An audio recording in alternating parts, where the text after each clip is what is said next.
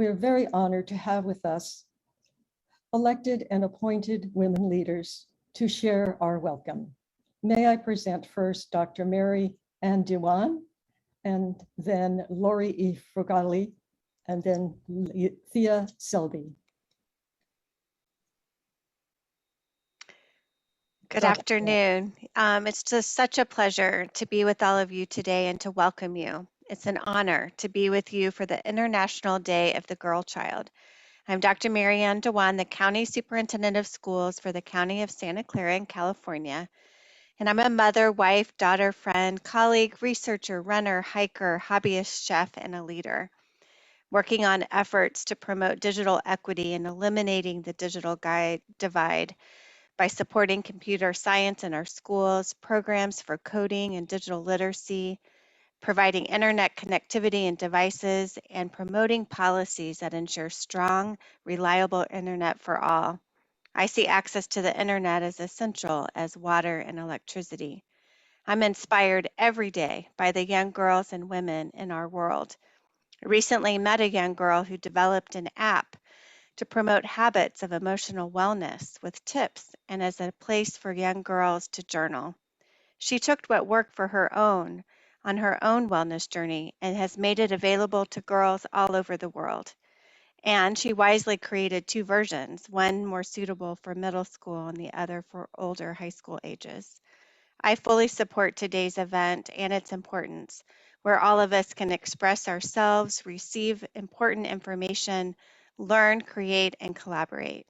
Together, we can ensure technology education is inclusive and motivational for girls to be leaders and have careers in STEM. Thank you for having me. And next, Laurie Frugoli, District Attorney, Marin County.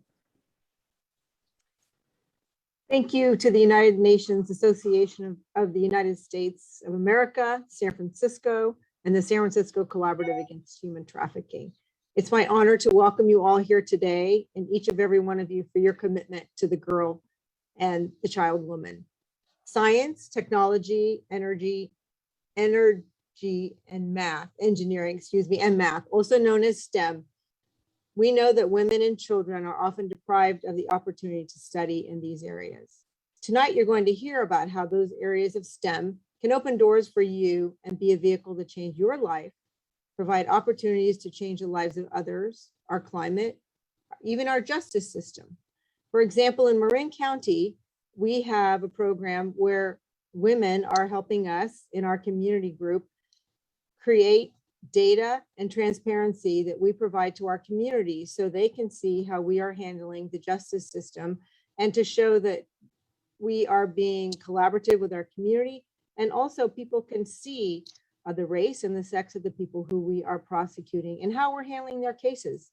And just so you know, the head of our IT department for the entire county of Marin made it her mission to provide broadband and computer access for our underserved communities long before COVID. And that person who heads our IT department is a woman. So don't ever let anybody tell you that you can't do these things. And the beauty of STEM is once you have that education, and if somebody does try to discriminate you or hold you back, they can't take away what you have in your head and in your hearts. So always carry that with you. Tonight, you're going to hear about studies and data and surveys. And just think about how important that information is to you tonight. And remember, all the information that's being presented to you was gathered by the use of STEM. So tonight, you're also going to hear and remember that women can be leaders of change, and make meaningful change in our communities. You're here because of your brilliance, your joy, your energy, your determination, your passion, and your vision. And that gives us all hope for a better world moving forward. I'm so honored to be here and look forward to hearing from all of our panelists and speakers. Thank you so much. Thank you. Thea Selby, Member, Board of Trustees, City and County of San Francisco. Unmute. Unmute. Yep, Okay. I'm working on it. There you go. You got it? Okay. Thank you so much. I too am really honored to be here. I am a trustee of one of the largest higher education institutions in the state of California, one that educates mostly first generation to college students and students from low income and immigrant families, City College of San Francisco. I am here to speak a little bit about how COVID has affected higher education at the community college level for young women. To give you an idea of the hit City College has seen, we lost 30% of our students when COVID hit and we went to 100% online learning. Many of them students of color who have not come back. How does this affect STEM classes and girls and young women? Well, STEM includes lab classes, hands-on in-person classes where you learn through muscle memory. Those classes were stopped for over a year, leaving students unable to move forward.